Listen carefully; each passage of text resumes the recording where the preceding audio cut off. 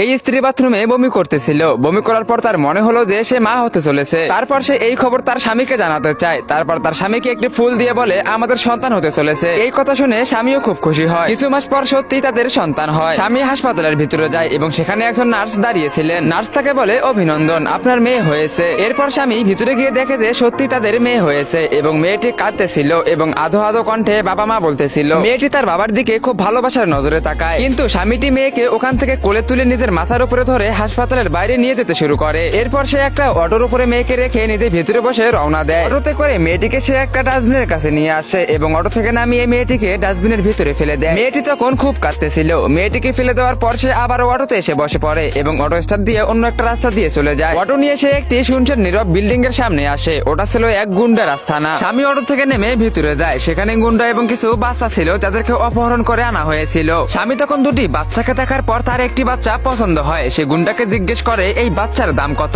গুন্ডা তাকে বলে 1 কোটি টাকা। স্বামী সেই বাচ্চার জন্য পুরো 1 কোটি টাকা দিয়ে দেয়। গুন্ডা বাচ্চাটিকে বলে এই বের হ, আজ থেকে উনি তোর বাবা। বাচ্চাটি গিয়ে গাড়িতে বসে পড়ে এবং স্বামীও গিয়ে বসে পড়ে। তার আগে গাইস, আজকে আমি তোমাদেরকে এমন একটা টুর্নামেন্ট অ্যাপসের সাথে পরিচয় করে দেবো যেখানে তুমি এনিমিকে মারতে পারবে, ইনকাম করতে পারবে। এমনকি তোমাকে যদি এনিমি মেরে ফেলে তারপরও কিন্তু তুমি ইনকাম করতে পারবে। হ্যাঁ, আমি বলছিলাম স্পোর্টস টুরবিডি টুর্নামেন্ট অ্যাপসের কথা। এখানে কিন্তু অসংখ্য ধরনের মোড আছে। সবথেকে ভালো মোড হলো লস উইন ম্যাচ। এখানে তুমি মরলেও ইনকাম করতে পারবে। আর সবকিছুই কিন্তু নির্ভর করে তোমার পারফরম্যান্স এবং স্কিলের উপর। তো আর কিসের দেরি, যে কোনো ব্রাউজারে গিয়ে সার্চ করো স্পোর্টস টুরবিডি লিখে এবং কি আমার টিকটকের বায়োতেও লিংক দেওয়া আছে। এরপর সে বাচ্চাটিকে নিয়ে হাসপাতালে চলে আসে এবং ভিতরে গিয়ে স্ত্রীর বেডের পাশে বাচ্চাটিকে শুইয়ে দেয়। কিছু ঘন্টা পর স্ত্রী জেগে ওঠে এবং বাচ্চার দিকে তাকায়। এতে তার মনে হয় এটি তার বাচ্চা। স্বামীও খুব মনে আনন্দ নিয়ে মিথ্যে নাটক করে বলে আমাদের ছেলে হয়েছে। 25 বছর পর সেই বাচ্চাটি বড় হয়ে যায় এবং স্বামী স্ত্রী দুজনেই বুড়ো হয়ে পড়ে। একদিন ছেলেটি কাউকে ডাকে এবং বাইরে থেকে একটি মেয়ে আসে। সেই মেয়েটি ছিল ছেলেটির গার্লফ্রেন্ড। দুজনেই খুব ভাব দেখায়। মেয়েটি ছেলেটিকে বলে কি দেখতেছো, এই বুড়ো বুড়িকে এখান থেকে তাড়াও। এরপর তারা দুজনেই এসে বুড়ো বাবা মাকে খুব মারধর করে বাড়ি থেকে তাড়িয়ে দেয়। বৃদ্ধ হওয়ার কারণে তারা কিছুই করতে পারতেছিল না।